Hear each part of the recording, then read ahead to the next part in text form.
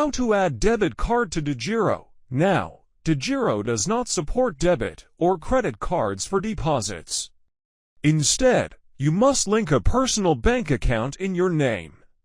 To do this, log into your DEGIRO account via the app or web trader. Tap the menu icon and go to Profile. Then select Linked Bank Accounts from the list. Tap Link New Account. Enter your IBAN from a bank account in your name.